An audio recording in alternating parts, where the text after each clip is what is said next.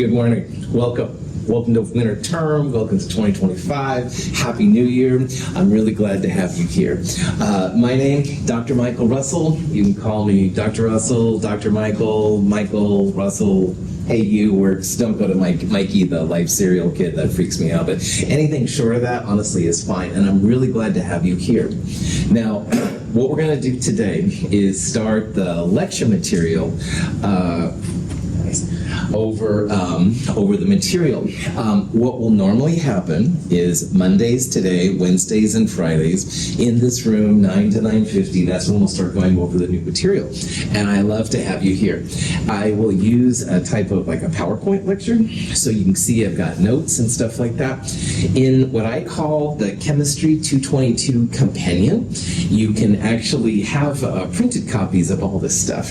So while you're listening to me, you don't have to write down all the numbers, examples, and stuff like that. And there will be a lot of them. You can just make notes on the side to kind of help you get it. So I do encourage you, if you can, to get the Chem 222 Companion. It's available through the bookstore. You can also get it and just print off the sections you want, which is great too. But that'll help you a lot then during this time. And then today at 1:10 p.m. will be our first lab session. And labs are the real important part of Chem 222 in my world. So the labs will start at 1:10. They will go no later than 5. We're usually done before 5. I don't think we'll go past 5 and stuff like that. We'll start in room 2501, which is upstairs. An earlier version on the syllabus on the schedule said 1303. We will not be there. We'll be in 2501. And then around 2507, we'll move to the actual lab room, which is 2507. Today, first day of class, first day of everything. If you just show up, I'm honestly really pleased. However, if you have a calculator, bonus points, because I'll go through some examples, trying to help you get ready for some stuff you'll see. So bring a calculator if you've got it. And also, if you have one, if you could bring a printed copy of the chromatography lab, I would appreciate that too. But if you don't have one, it's okay. All right, I've got copies and stuff I'll distribute. Most of the time, I'll want you to have your own lab, but today, first day, oh, definitely I'll have copies for you. Should be pretty cool. So again, just show up at 1:10 p.m., 2501. You should be good to go. We'll talk more about how the class works, what's due, etc., at 1:10 p.m. But for right now, are there any questions you'd like to ask? Because I know sometimes with a new instructor, maybe a new school, I don't know what your backgrounds are, things can be kind of weird. Any questions?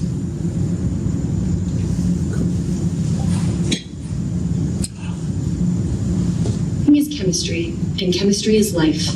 Your ability to change everything, including yourself, starts here. Let's begin, shall we? This is from the Cheesy Lessons in Chemistry movie, a TV show. If you ever watched it, it's kind of funny. But anyway, it just shows you how we're going to do some really cool things this quarter, and I can't wait to have you here. So without further ado, let's start chapter 7. So in Chem 221, if you took it last quarter, a year ago, whenever, usually what happens is people end up with electron configurations. Things like 1s2, 2s2, 2p6, blah, blah, blah. And those are really helpful when you have the atoms. So when you're making, say, sodium chloride from sodium and chlorine, you have to know the electrons and how they come together, stuff like that. Well, in the beginning now of Chem 222, what we're going to look at is when the nonmetals come together with other nonmetals to make covalent bonds. Now, on the periodic table, there's this kind of jagged line. It starts between boron and aluminum and goes down. You can see that somebody kind of colored in the line there. That's called the metalloid line. And things to the left of that line are considered metals, and things up and to the right of that line are considered nonmetals. And things on the line can be metals or nonmetals, but honestly, we don't usually worry about it. The first part of Chem 222, we're really just going to focus on that upper right-hand corner of the periodic table. And those compounds make what are called covalent bonds. And covalent bonds are really cool for life, all right? Our bodies are all basically covalent bonds with a few metals thrown in here and there. Some of these compounds up here will look familiar. Water, H2O, I don't have to think I need to say anything there. Ammonia is also very important. Caffeine, one of my favorites, and cocaine. No, seriously, just say no, kids. Cocaine is actually an example of a covalently bonded compound, all right? And I'm not propagating any kind of use of it or anything like that, but it is kind of cool to know the properties and then how it involves and stuff like that. So we're going to look in this section at like how these molecules are put together, all right? Why is this one like a little pyramid, and why is this one flat? And why is water that kind of V-shaped thing? and what happens? Can we use our knowledge to predict the structure? And the answer is yeah, we can. And we'll also see how the structure is related to the properties of the compound. So like why some compounds have higher boiling points, lower boiling points, how some molecules stick together and some stick less together. So those are the kind of things we're going to talk about in this section. The first part of Chem 222 is basically all about this, all these nonmetals coming together with nonmetals. And it's a huge part of chemistry, definitely.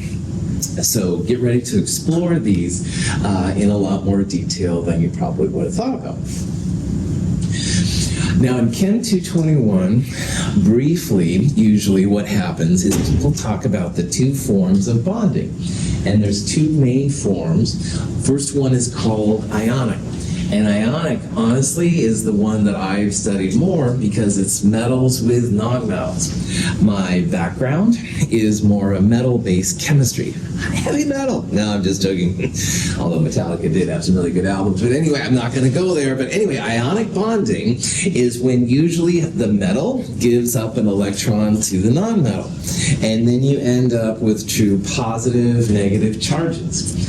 And since the time of Ben Franklin, people have known about these things, and it actually can make a pretty strong attraction. So opposites attract, the positive metal and the negative nonmetal come together to make compounds like sodium chloride, I was babbling about earlier. Sodium chloride is a very, very strong bond.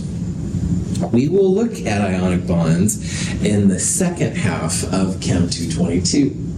But most of the time, what we're going to look at and stuff in this first part of Chem 222 are these covalent bonds. Now, covalent bonds usually between nonmetals, and they share the electrons. So it's not that you have an electron going from the metal to the nonmetal. It's like all the electrons are kind of shared together. Sometimes people have thought about the covalent bonds as like hippies, man, because the hippies are in communes working together. I don't know if that works for you and stuff, and I don't know if that works for me either, for that matter. But anyway, covalent bonds are not as strong. And at first you might think, boy, these bonds are kind of wussy. But honestly, you need sometimes weaker bonds to make things like life happen. Because life always involves dynamic processes. And so if you have a covalent bond, you're much more likely to be able to transfer the sugar. And in biology, they talk about the NAD/NAH process of energy things. All of that is possible through the covalent bonds. So we're going to focus, like I said, first part of Chem 222, most on these covalent bonds, which aren't as strong. We'll come back and look at the ionic bonds later, see how come they're strong. But in reality, I want you to realize that most normal bonds and molecules are somewhat between pure ionic and pure covalent. So they might be more covalent or more ionic, but they'll actually be kind of a mixture of those and stuff. We'll pretend in Chem 222, honestly, most of the time, that you have ionic or covalent, but in reality, a lot of bonds have kind of mixtures of all of these. Now, I would be a bad instructor if I didn't tell you about other kinds of bonding that exist. And a third type of bonding, which is expressed sometimes, is called metallic. Metallic is for pure metals. Metals have some unique properties, like they're able to conduct electrons across the interface and stuff. We will look at metallic bonding briefly later on. It's a real cool thing. It's really useful when it comes to semiconductors, stuff like that. Metallic bonding is pretty cool. And in 2018, just to make it even more exciting, they announced what's called metavalent bonding. Those non-metal, metalloid kind of interactions have their own special kind of bonds. And I'll be honest, metavalent bonding is a type of bonding I don't even know that much about yet. It's very, very new. And so this is a cutting edge kind of thing. So just realize that chemists have lots of different kinds of interactions that they think about. The main ones, of course, being ionic bonds and covalent bonds. Any questions on any of this? All right. This is kind of an overview of the three main kind, not the metavalent because that's so new. Here's covalent on the left, ionic in the middle, and metallic on the far right. And what we're going to look at mostly this first part of Chem 222 is covalent. And covalent is basically with nonmetals and nonmetals, sometimes the metalloids, and they're much more flexible, they're not as strong. And that can be both good and bad, of course. Now, ionic is usually between just metals and nonmetals. You truly have electrons being transferred usually from the metal to the nonmetal. So you end up with positive metals and negative nonmetals. Very, very strong bonds, but not always cool for life. And then finally, we will look at what's called a metallic bond. Metallic bonds are for pure metals.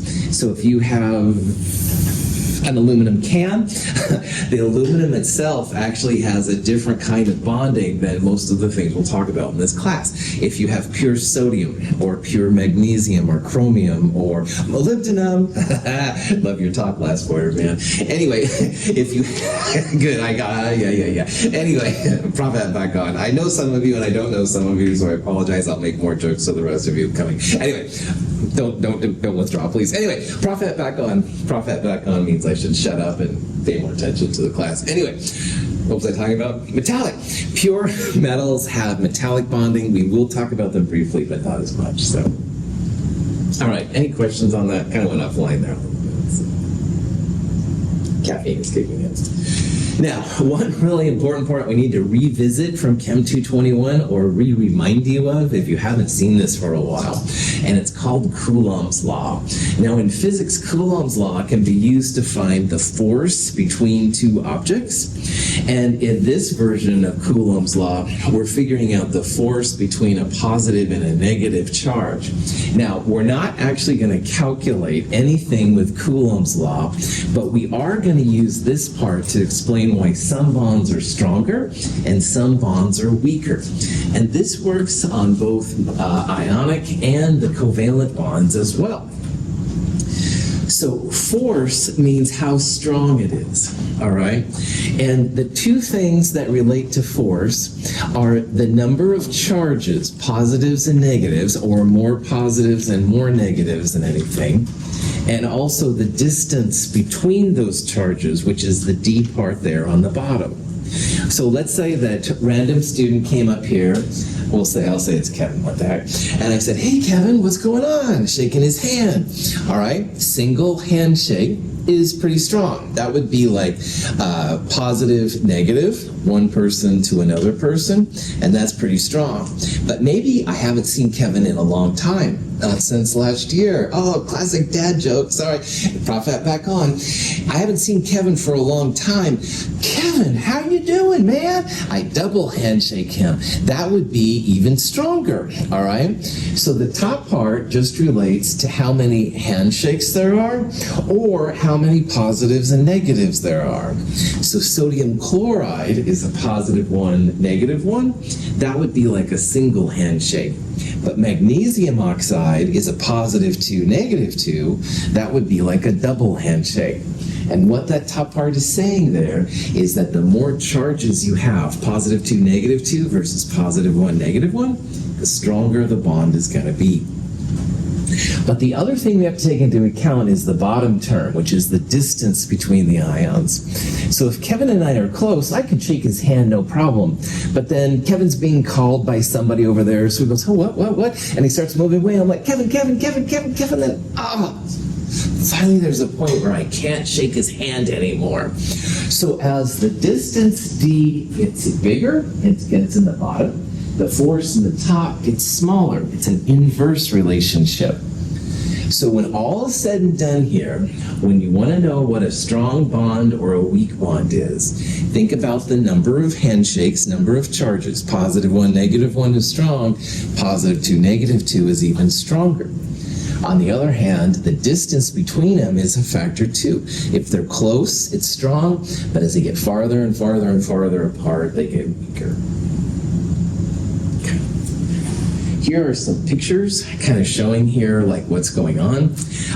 Here is a positive ion and here is a negative ion. So instead of having Kevin and me, would be like maybe, here we go, a lithium and a fluoride. And the distance is literally the distance from the middle of the metal to the middle of the nonmetal. Then over here, we have the effects. This is the charge part. This is the distance part. So in +1, -1, you've got a pretty good interaction.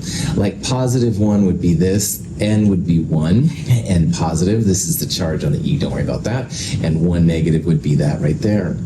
But if you have a +2, -2, then N would be 2, and this would be 2. You can imagine mathematically 2 times 2 is 4, well 1 times 1 is 1. More charges you have, it would be stronger and stronger and stronger. More handshakes. On the other hand, as the atoms start getting farther apart, this is a small atom and a relatively small atom. This is a bigger atom and an even bigger one. So you can see how the distance gets larger. As the bottom gets bigger, the force gets smaller. The closer they are, the better they'll be stronger and stronger. Any question? Now, Atoms have 3 distinct electrostatic interactions with each other. The electrons repel. Similarly, the nuclei repel each other. Finally, the electrons on each atom are attracted to the nucleus of the other atom. When this attractive force is greater than the combined repulsive forces, a chemical bond forms. it's amazing in some ways that any bonds form at all. Here's an atom. Atoms have a nucleus, which is where the protons and neutrons are. This is the positive part of the atom. And then electrons are around the outside. They circle, if you will, although that's not the best way to think about it. So this part is negative. Now, opposite charges attract, so positives, negatives, but positives and positives, or negatives and negatives, repel, all right?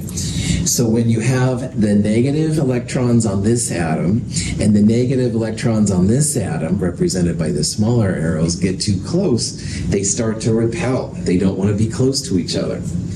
And likewise, the nuclei, which are here represented by the red arrow, bigger red arrows, when they get too close, they start to repel as well. So none of these red interactions make a bond possible. They would all tend to destabilize it. It's only when the electrons on that first atom are attracted to the protons on the second atom, and the electrons on the second atom are attracted to the protons of the first one, only when those are greater can you make a bond. So there are some molecules you just will never be able to make a bond. The repulsive forces are greater than the attractive forces, and it's just not going to happen. So no one has ever seen or made, to my best of my knowledge, a helium-2 molecule. Helium has way too many repulsive parts and stuff to make that thing come together. But on the other hand, you can make H2 molecules with no problem. Questions? So we're going to look at covalent bonding in the first couple of chapters. We'll look at ionic and metallic bonding in later chapters. It is kind of cool to know if you have an ionic, covalent, or metallic bond. We'll talk about this more later. But what we'll do is we're going to start looking then at that what makes these covalent bonds possible and how to predict structures and stuff like that. So, all right. So one of the first great American chemists was a guy named Lewis. And we're going to follow Lewis in some of his work, not only in Chem 222, but in Chem 223. And Lewis realized that you could rationalize why bonds can be made through what eventually became called a Lewis electron dot structure. He didn't name it, someone else named it for him after his work and stuff like that. And what it does is it allows chemists to see where electrons are in molecules. So if you imagine you want to make a peanut butter and jelly sandwich and you have the peanut butter, like you can spread it evenly all throughout the bread, or you can have the peanut butter just like on one side or the other. And a Lewis structure, if you will, is a way that chemists can see where the electrons are in the molecule. Are they like peanut butter, distributed really well over the whole molecule, or maybe they're more on one side or the other? Don't like peanut butter, I apologize for the reference. But anyway, in the chemist's sandwich, if you will, we don't truly have peanut butter, but we do have what are called bonding pairs and lone pairs. And bonding pairs make two atoms come together, and lone pairs are electrons that are not being shared, they're only on one atom, all right? So when we talk about a Lewis structure, we're going to talk about bonding pairs and lone pairs a lot. These are just ways to share and show where the electrons are. So what we'll do is we'll think about hydrogen monochloride, HCl, and we're going to draw a Lewis structure of HCl. In Chem 221, hydrogen monofluoride, or hydrogen chloride as it's called, is just HCl. So what chemists will do when they want to draw a structure like HCl is they first of all put the symbols.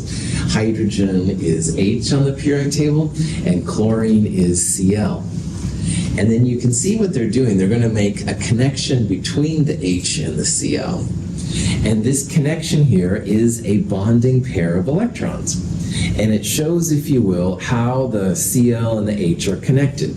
Now for HCl, it's a very simple molecule. There's only two atoms in it, so you have to have somehow connected.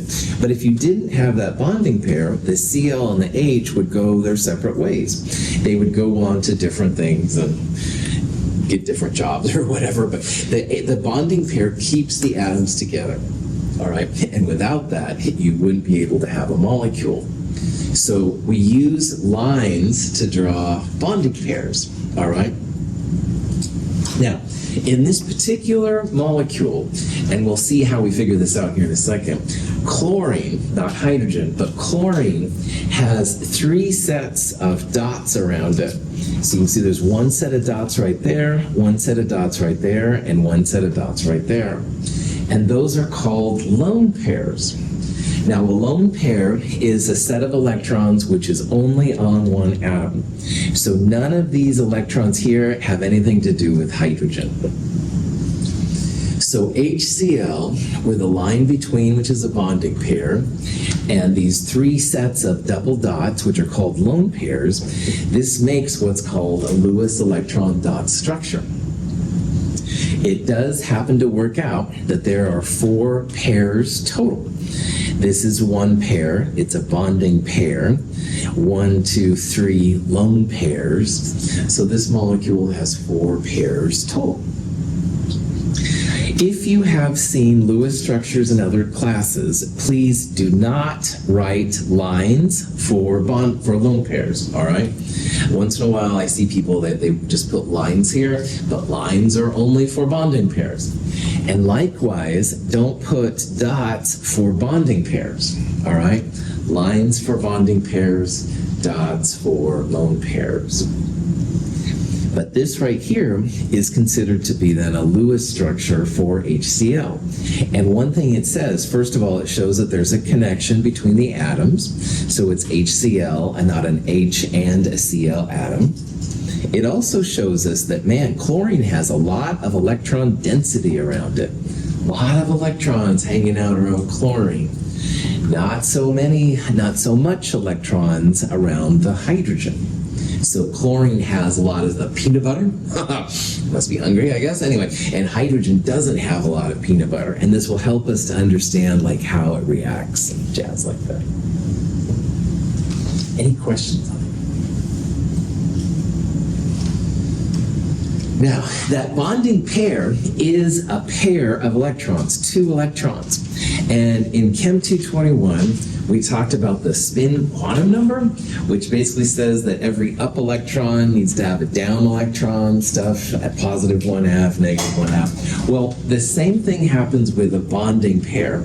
You're going to have one up electron and one down electron. And like I've drawn it with a pot with an up and a down like that. If Bradley had a down there and an up there, that's fine. All right, doesn't make any difference. But try to have them be opposite spin, like one up and one down. And when the one up electron and the one down electron come together, it's like smashing those electrons together, and it makes what's called a sigma bond. And a sigma bond is just literally the overlap between 2 orbitals. So hydrogen, if you remember from Chem 221, and you don't have to, I promise, hydrogen was a 1s1. And 1s1 is represented there by this little singular line with an up electron. Now, chlorine, and again, if you remember this, cool, and if you don't, it's really not a big deal. Chlorine had a 3p5 outer electron configuration, and the p's were these kind of figure 8 looking things. So one of them can have a down electron, one of them can be up, and the sigma bond, that single line we drew, is represented here then in a more fancy way by this one right here. So punchline here is that when you have a paired bond, a bonding pair, all right, it is 2 electrons.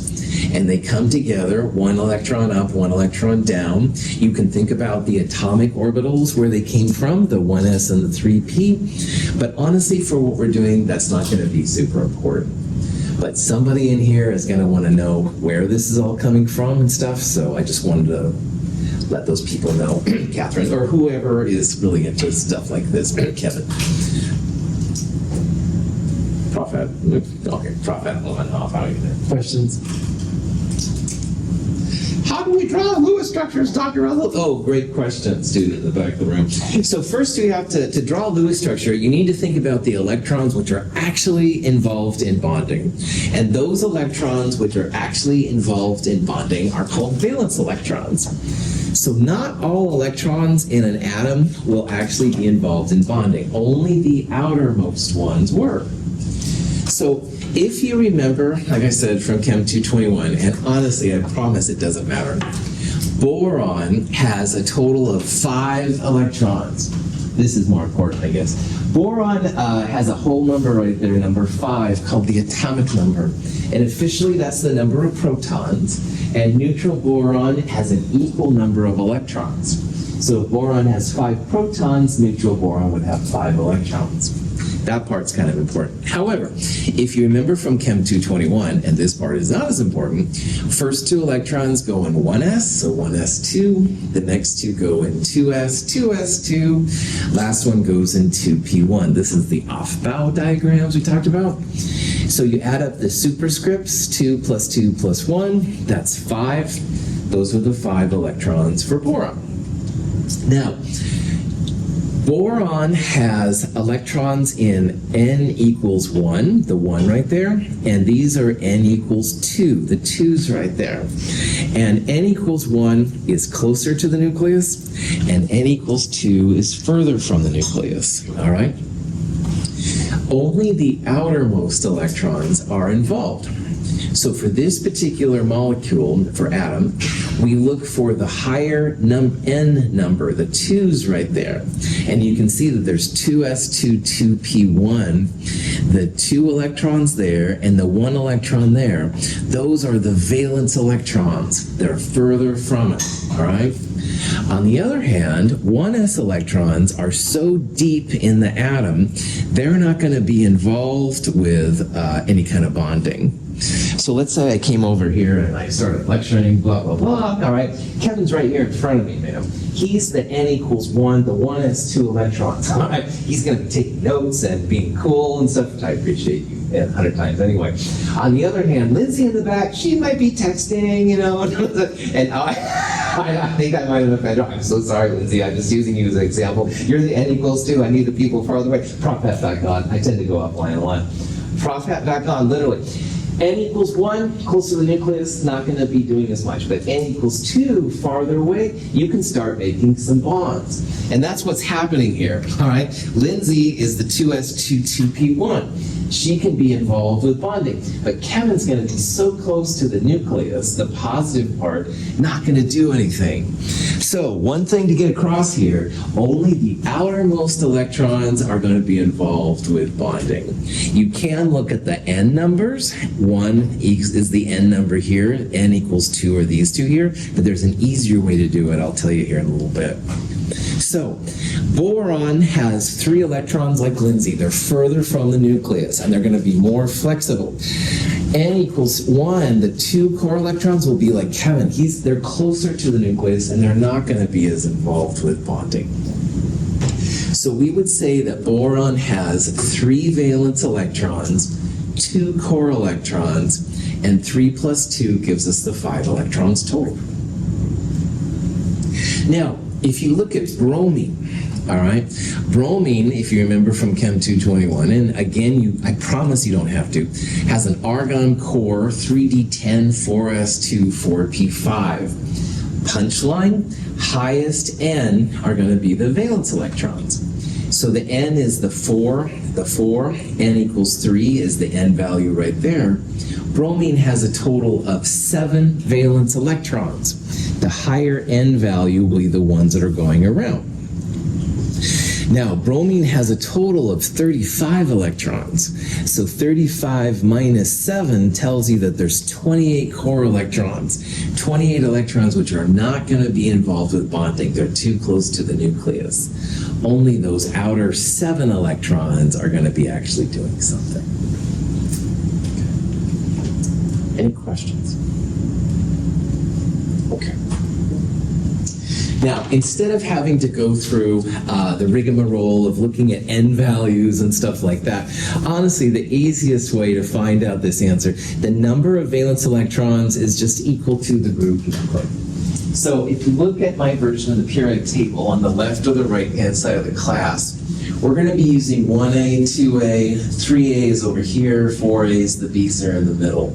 Looking at just the A groups, these group numbers represent how many valence electrons there are.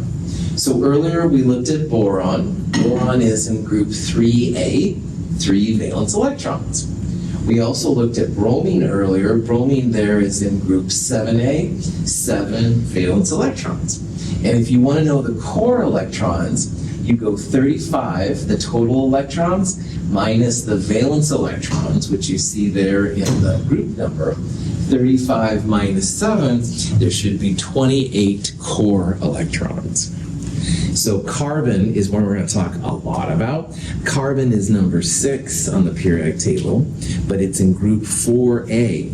IV is Roman numeral 4. So 4 valence electrons and 6 minus 4, 2 core electrons. Yeah, Bradley. Just making sure. So how do you get the 7 and say when you're trying to minus the atomic number there? Sure. You get like 7. Cool. So everything in this column is in group 7A. VIIA is 7A. Okay, basically. That's right. Bradley's just hit on something really important here, man. Everything in this group, from astatine, even Tennessean down here, all the way up to fluorine, all of them are going to have 7 valence electrons. The core electrons will change. As you go down the periodic table, you're going to have more and more core electrons. But they're all going to be the same number, and that's going to have ramifications for stuff we do. Cool questions? Question? All right. Give me just 1 second here. I realize that something here didn't start. There we go. Yeah. Okay. Now, what I'm going to introduce right now is the first iClicker question. iClickers are a system that I use in class. I have this blue iClicker because I'm the instructor. You can buy a white iClicker on Amazon. You can also use your phones as an iClicker. And it is, if you'd like to do it, this is a great way to not only keep you more engaged with lectures, because despite my best attempt at jokes and cheesy instructor things that I do, it does get kind of, like whatever after a while. iClickers are kind of like being on a game show, and you can participate by selecting what you think the right answer for some random question is going to be. If you get the question right, pat yourself on the back, you're learning well. But if you get the question wrong, I don't mark it against you or anything like that. Participation is how you get extra credit here. It's very, very easy. If this is something you want to do, an iClicker.com subscription, if you use your phone, is required, or you can get the actual physical iClicker from Amazon, and either way is okay. But you do get some extra credit by doing this. If you participate in 15 lectures, you get extra credit. I think the iClicker subscription for a term, $10, $15, I might be way off on that, I don't know. But it's not, I don't think, horribly expensive, and if you plan on coming to lectures, I think it does make it more interactive. You can also buy a physical iClicker. Yours will be white instead of blue, but same thing. If this is something you want to do, I do encourage it, but if you don't want to do this, you can also just go along with my questions, make a note on a piece of paper or whatever, what you think the answer is going to be, and then just kind of see. My reason for asking these is just to break up the lectures a little bit. It also hopefully makes you think about the material, hopefully learn the stuff as we go through. So let's look at an iClicker question. Woohoo! First iClicker question. Anyway, this first question says, how many valence electrons are there in phosphorus?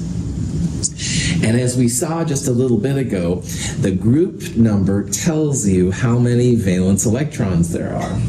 So what you would do to answer this is you first have to find phosphorus on the periodic table.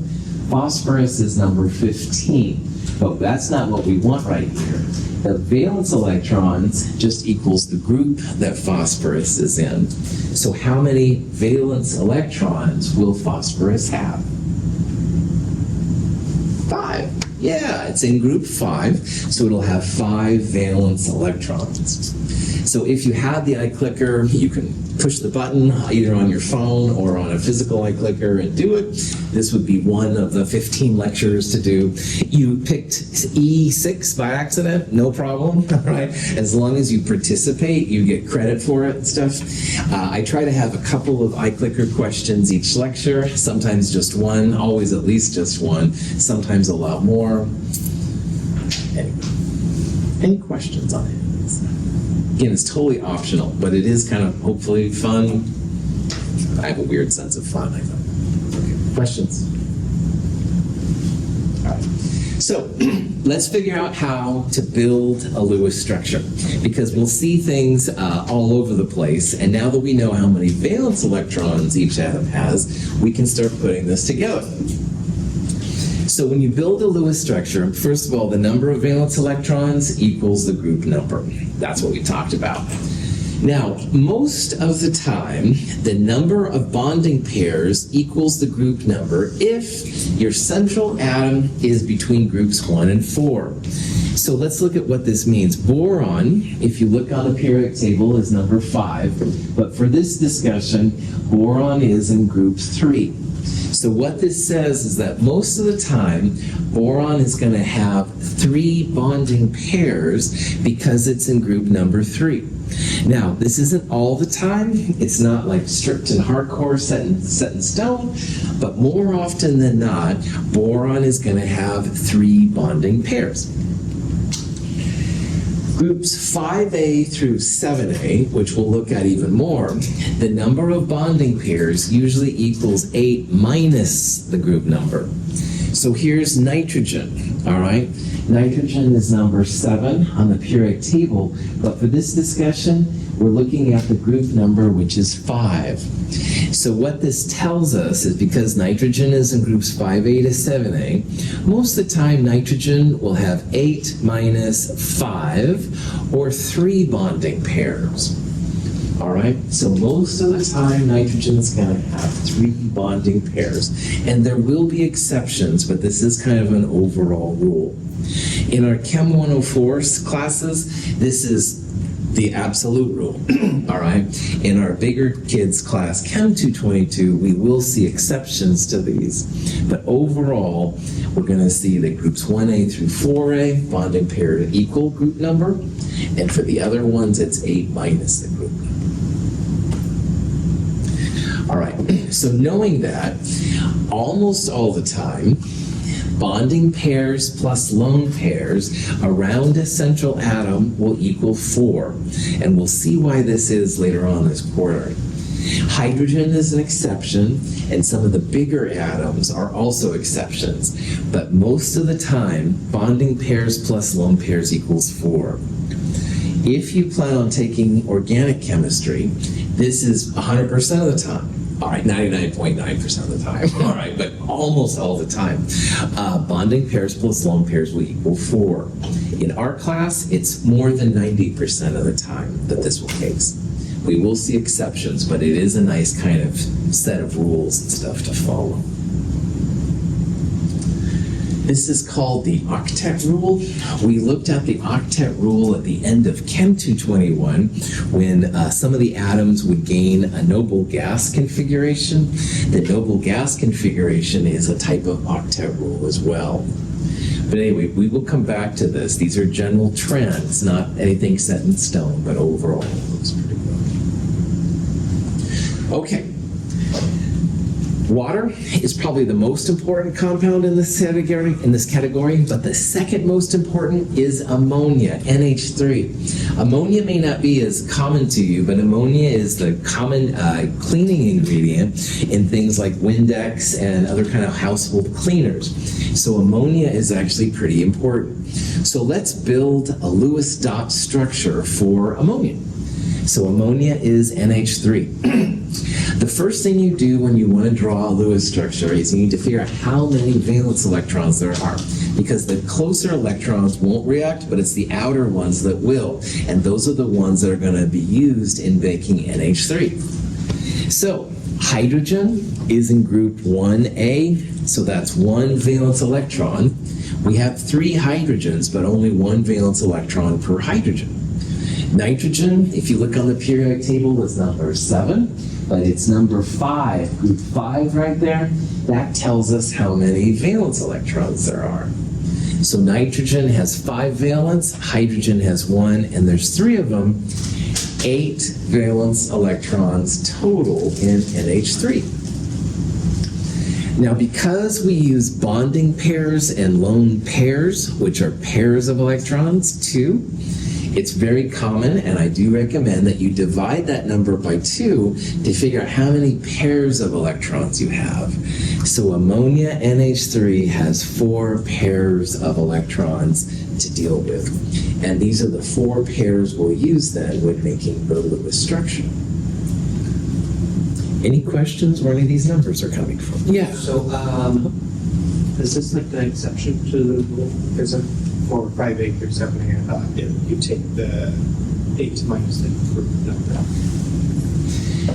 That refers to the number of bonding pairs. Oh. You're absolutely right. But there's also lone pairs. Good job. Yeah, and we'll see here that if that rule works, and it does in this case, yeah, group number 5, so 8 minus 5, it should have 3 bonding pairs.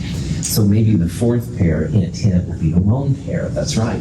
Excellent question. There's both bonding pairs and lone pairs, and that overall rule was for bonding pairs. Excellent point. Good. We'll come back to that. Other questions? All right. 4 pairs, that's all the glue we have to keep the hydrogens connected to the nitrogen. All right? So what we need to do next is figure out what the central atom is. And in chemistry, like we talked about in Chem 221, or like you've seen, ammonia is always NH3. Nobody does, to my knowledge, or else I'll take him outside. No, I'm just joking. I'm a pacifist, prof, back on. No one calls it H3N, all right? It's always NH3. If you put hydrogen first, what kind of compound do you often have? Acids. Good job. That's right. Acids usually are the ones with H's listed first. So everybody puts nitrogen first because this is not an acid. We're going to call nitrogen the central atom. Now, in this step of the Lewis structure, almost always the first atom listed will be your central atom. If you do have an acid, it's not going to be hydrogen. We'll talk about why it's not going to be hydrogen. But you need to find what that central atom is before you start building the molecule together. Technically, that central atom has the lowest affinity for electrons. We'll come back to this later too. That's something we'll talk about more this quarter. But for all these reasons, nitrogen is going to be your central one. It's the first atom listed. It's never going to be hydrogen. It does have the lowest affinity for electrons, but we'll talk about that later. So in this case, it's going to be the first one. But again, punchline, usually it's just the first atom listed. Now, nitrogen has to have some glue connected to the outer atoms. So the first thing I would do is draw a sigma bond or a single bond between those hydrogens and the middle ones. Now, each of these is a bonding pair, all right? And as you pointed out, which was really cool, atoms in the group 5A through 7A, 8 minus the group number tells you how many bonding pairs. So nitrogen is group 5, 8 minus 5. Look what we have, 1, 2, 3 bonding pairs. And again, these are important because it keeps the hydrogens connected to the nitrogens. The hydrogens don't go off and go get a coffee at Starbucks or something. Now, 1, 2, 3, that's 3 of our 4 pairs of electrons. So we haven't used up all of our pairs left. We still got 1 pair left. And that last pair is going to go on the central atom in this case. Now, hydrogen is so small, only has 1 proton, you can't put a lone pair on hydrogen without some weird things happening. So the lone pairs can go on non-hydrogen things on the outside, but in this case it has to go on the middle one. So this right here is the Lewis structure for ammonia. And if you look at this molecule, nitrogen has 1, 2, 3 bonding pairs and 1 lone pair. 3 plus 1, 4 pairs total. That's the octet that I mentioned earlier. It's cool. We saw that groups 5A through 7A, the number of bonding pairs is usually 8 minus the group number. So 8 minus 5, 3 bonding pairs, right on. It's pretty chill. Hydrogen only has 1 pair. That's all it can handle, which is kind of cool. Now, one interesting thing that's going to have ramifications for later on is that the shared or bonding pairs are going to have less volume than the unshared pair. So in this little drawing right here, it doesn't do a very good job for the geometry, but this thing right here has a big bulbous head on it. All right, sounds like it's not necessary. And we're going to see that in terms of the geometry, it does have effects. It kind of squishes the hydrogens together. So this is just a silly little picture I found and stuff trying to show it. We'll come back to that in a little bit. Nitrogen has this one kind of big electron pair on it, and then it shares these pairs with the hydrogens right there. Pat yourselves on the back. 1 Lewis structure down. Nice job. Any questions? Okay. This is a kind of a question you might see, and it says, which of the following Lewis structures are correct? Maybe they're all correct, maybe they're not correct. This is ammonia we saw earlier, but what is missing on this structure that was in the last structure? Lone pairs, yeah, nice job. Nitrogen needs to have a lone pair. We're going to see that most central atoms need to have an octet at least, and this nitrogen has 1, 2, 3 bonding pairs, but it doesn't have that one up there. That would be a very unstable version of this molecule. Now, this is a good structure. Here's phosphorus, 1, 2, 3 bonding pairs, 1 lone pair, 4 pairs total. This phosphorus is totally happy. Hydrogen has 1 pair. But if you look here, this fluorine has 1, 2, 3 pairs, but it's missing a pair. That would be very unhappy fluorine. And this oxygen here has 1, 2 bonding pairs, but it doesn't have anything above and below. So it doesn't have that either. So really there's only one structure here which is correct, which is this one right here. This octet rule can be used as a way to figure out if a molecule is more likely to be stable or not, stuff like that. Questions? Okay. On Wednesday, we'll look at another Lewis structure, but I will see you again today later. I'll see you at 1:10 p.m. in 2501. 2501 is up above, kind of that way, more towards the science wing. At the very least, just show up. If you happen to have your calculator, cool. If you have the chromatography lab, even better. But again, just show up at the very least. Looking forward to seeing you.